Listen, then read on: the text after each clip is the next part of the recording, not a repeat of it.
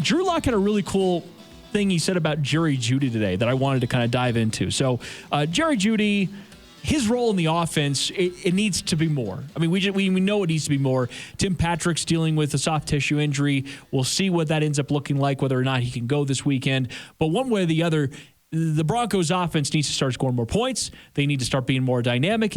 And arguably your most dynamic player on the field is Jerry Jeudy. So Drew Lock talked about how Jerry Jeudy not only does need to be worked into the offense a little bit more, but he's taking a little more vocal role on the offense, which I thought was kind of cool.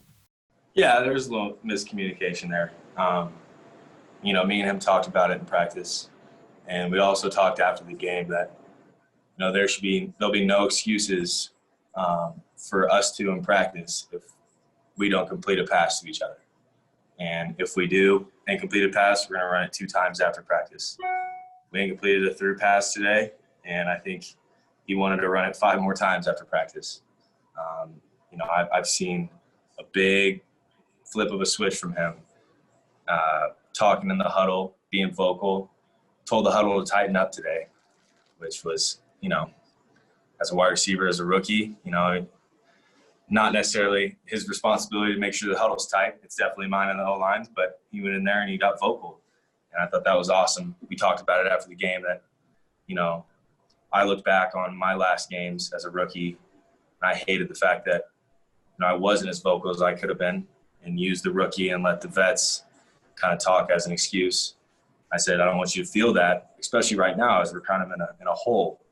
Guys will look to you, guys will look to me, regardless of how old we are. We got to keep that vocal point going.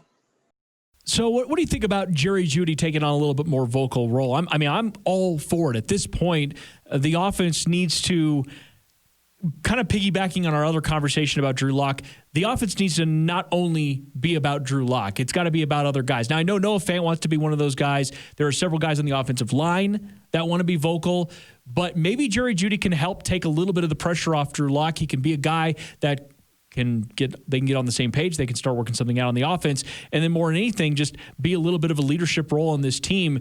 I loved how Drew pointed out, I wish I would have done more of that as a rookie. And I'm happy to see that Jerry is taking on that role. I don't think you need more voices out there. I think you need more action. Broncos wide receivers lead the league in drops. But they're missing Cortland Sutton they are as missing a voice in there. They are missing that, and that's fine. Tim Patrick should probably be that guy. Noah Fant is that guy. Dalton Reisner is that guy. Is Tim that guy? I don't think he is. That's it's not his personality. Style. But I'm just saying, as a veteran, he should be. But I'm saying, Jerry's got to step into the wide receiver 1 role. Now, Tim Patrick's been doing that, but not the wide receiver 1 role as a leader on the team necessarily. He's just been more on the field production-wise. Maybe you are missing a little bit of something there. And maybe there's something to it. I don't know. Knowing Jerry Jeudy and talking to him as we have, to me, I don't picture him being like Cortland. Yeah, he's that guy. I don't really picture Jerry Jeudy as that guy in terms of vocal leader. Cool. If it works, good. I think that you just, I just think you need to produce. I think you need to go out there and work. You need to figure out the things that aren't working and go out and fix them. If you're dropping the football, what does it take to stop dropping the football? That's really the question. We can put all kinds of fancy nomenclature on it. We can tap dance around it. But at the end of the day, how do we clear up the drops? How do we get Drew Lock to get through his progressions quicker? How do we get Melvin Gordon to stop fumbling the football? You tell me the answers to those things. I don't think any of those are the rookie wide receivers, a more vocal leader in the huddle. Like I get where they're coming from, and that's cool. That's fine, good for him. But at the end of the day, I'm a man of action. You can tell me everything you want to tell me till you're blue in the face. You are what you do. And so at the end of the day, all the talk, all the flowery speeches, the rhetoric, all the quotes, whatever, don't matter. Did you produce? And I go back, and I'm making this. We're going to make this a theme show. I go back and I point to Brock Osweiler as a guy who said everything right. Whatever you think of Brock, his pressers, that guy said everything right. He was on the sidelines trying to clap. Remember the famous one where he's trying to clap the guys up and they're all ignoring him? He's doing the right things. But those guys had checked out on him because he wasn't producing. You are what you do. Yeah, Mark Sanchez was another guy kind of in that vein. When he was here, said all the right things, and we oftentimes were like, okay, well, the production on the field is different.